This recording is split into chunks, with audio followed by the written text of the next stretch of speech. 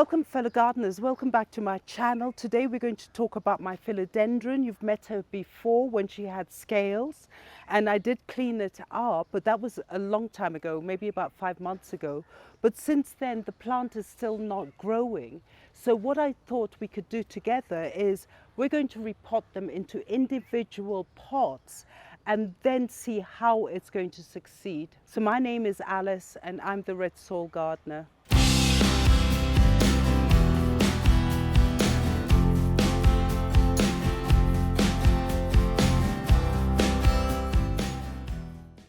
Today I'm going to try to repot my Xanadu plant. It's a philodendron and we've met her before when she was totally sick and she had scales and I actually nursed it to life.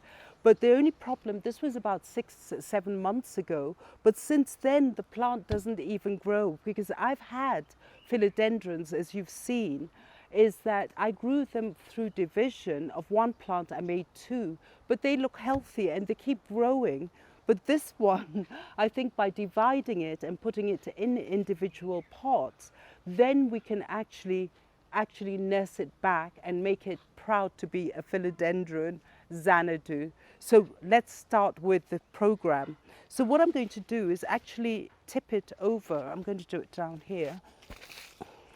Ooh, the soil is good. Okay, bring it back up and now we can pull it out. So here's one plant. Oh wow. So one plant. Now what happens with these babies, what happens with the Xanadu philodendron is it actually grows from a central stem. This central stem here, and out of it is where you'll get your leaves. And also sometimes this is where you would actually get your babies. So what happens is that as it grows, you can actually separate the babies from the mother plant. And here we have another baby. And actually, if I look at the medium seems well, but I can't figure out what is actually wrong with this. And here we are with another. So what I've done is I've actually taken it out of its pot and I'm going to put this down here and then I'm just going to rinse these so we can have a look at the rooting. So what we've seen here is I've ended up with actually 4 of these Philodendron Xanadu.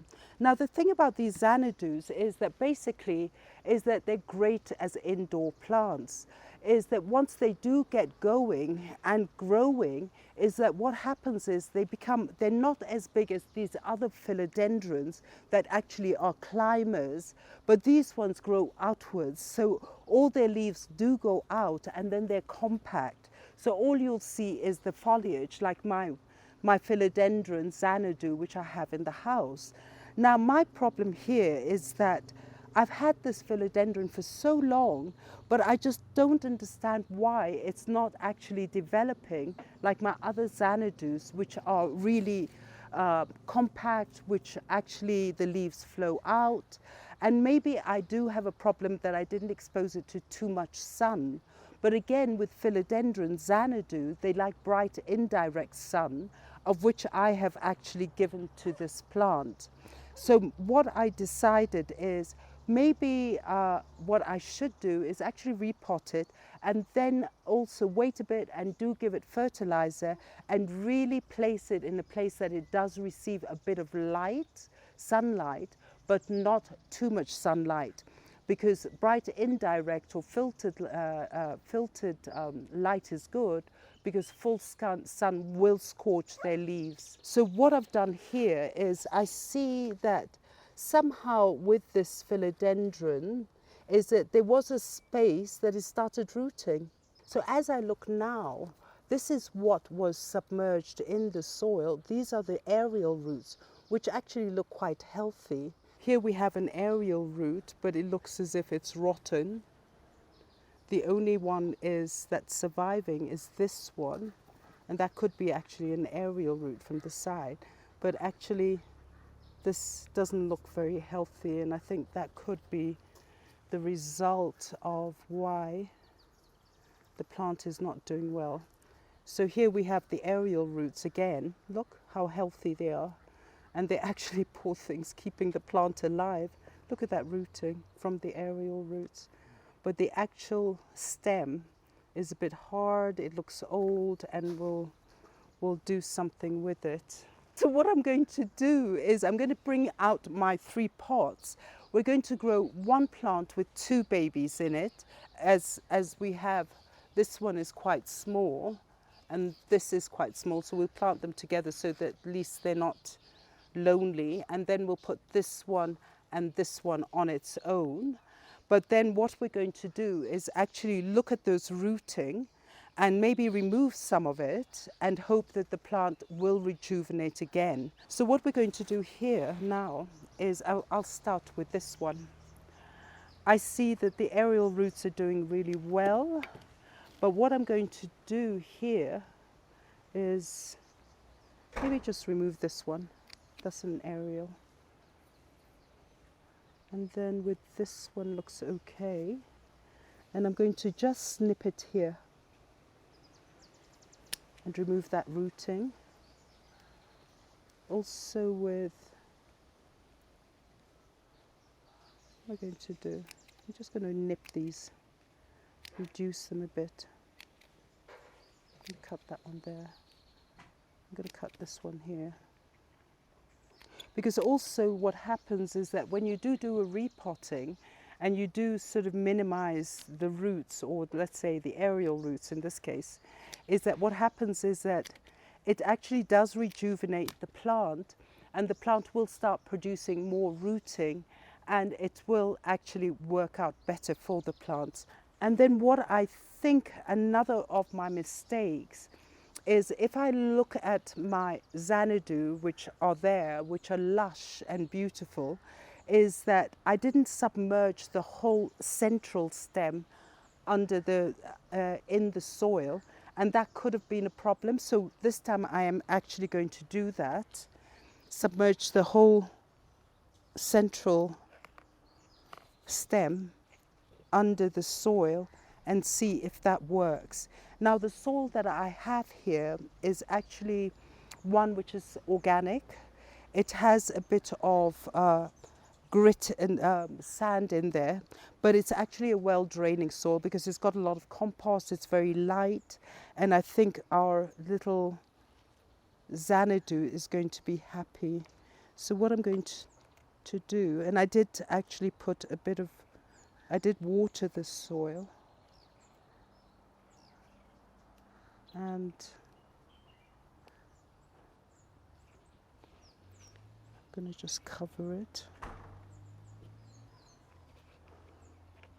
and make sure my aerial roots, because that seems to be what is keeping this plant going.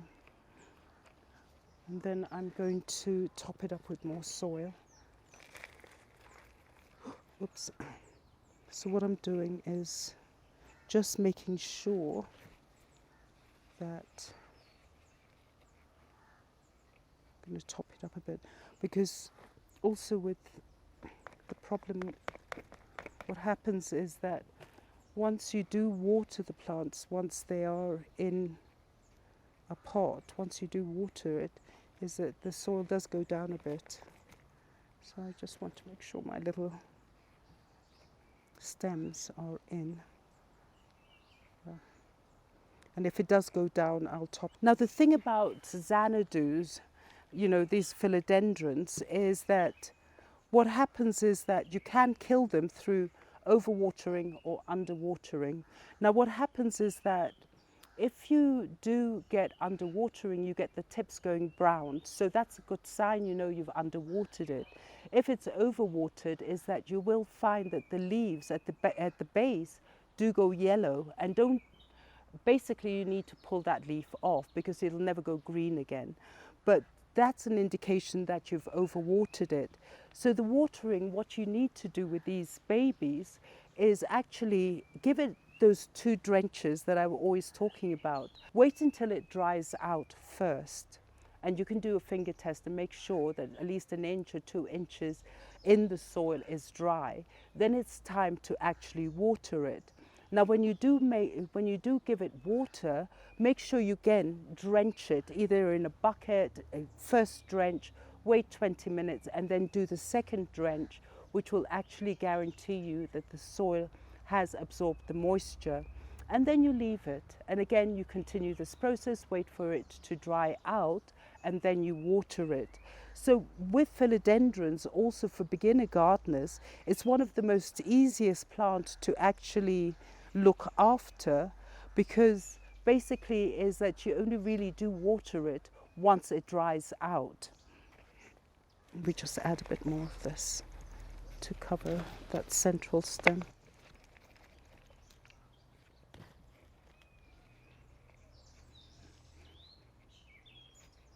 So with this one, I think I'm going to go slightly like this.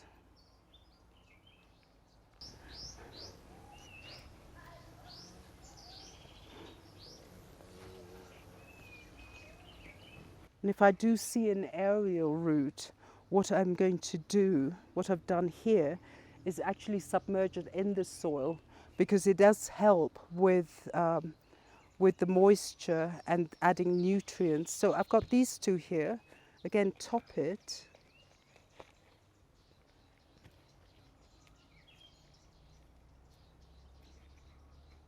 Like that. So basically with these lovely plants is that with the Xanadu is that you can actually do plant it outside, and they do well. Maybe in an area that you get a bit of morning sun and afternoon shade, they will do well. And also I have seen them being planted underneath a tree where you have many of these lovely foliage just sitting there, and it does look quite dramatic. But as an indoor plant, again, is that it does like its bright indirect sun. If you do have a window that has full sun, have it filtered either through a screening or curtain screen or something. If you do have a window that has full sun, do pull it slightly back, because you don't want to scorch the leaves. Once the leaves are scorched, you actually lose that leaf. So, but the other thing what I'd like to mention is that what happens with these plants is that as they grow, the leaves and these leaves go always towards the sun. So what I do with my indoor Xanadu is every week I just give it a bit of a rotation like this, so that basically you don't have a plant that only goes sideways. By turning it around, you will get full compact plant, but with full foliage all around. The other point I'd like to make for those people living in the Northern Hemisphere, now during the winter season where you don't get so much light and do actually again think about the plant, and it does go into dormancy, but do water it slightly less, but also look for a position where it will get at least some sort of sunlight during the day. Because what happens if it doesn't get that much sunlight, it will get lanky, it will get tall, and it won't be attractive. And don't forget again to keep rotating the plant. The other thing is that if you do have some sort of central heating in your apartment or in your house, just make sure that these plants do want a bit of humidity at that particular point. So you could actually group your plants together, many plants together, and what happens when you do group your plant together is as it transpires is that it does create a humid environment. The other thing you could do is again is put them on a pebble tray where you get that evaporation of the water. But again, if you do put it on a pebble tray, make sure that the pot has no contact with the water, because in the end the soil may be sucking up water and you may overwater it and get root rot. So always make sure that the pebble tray is on and you put your pot on the stones, but not in the water. And then the last thing is, again, during winter time, is that you can mist the plants again, just to create that humidity, but you can actually just assess it and see whether your apartment or your house does have, is it extra dry that you need a pebble tray or grouping things together or misting your plant. So thank you, fellow gardeners, to join me on my plants that we actually nursed together from scales. And now all I'm wishing and trying to be really positive, I believe this method is going to work. And because basically I think when we did go into the root structure, we saw that the rooting actually is not very healthy, but I think the aerial roots going down and keeping the plant alive actually gives me more hope. Thank you so much, fellow gardeners. Don't forget to like and share and also subscribe to our channel. It does mean a lot to us. Also, don't forget to introduce your family to our channel and to your friends. And don't forget that we are on Instagram, we are on YouTube, and do leave your comments on YouTube. I'm always there to answer. And don't forget, we are on Instagram. I do post a lot of photos, and whatever plant is flowering in my garden, I do love to share that with you. And we do wish you happy gardening, and do get yourself a Xanadu plant, because they are very easy to maintain, as I've got the others here. And do look at our channel where we did take one plant and divide it into two, and I've had a success story there, and I'm so sure we will have a success story with these lovely babies. And thank you so much, and happy gardening. Bye.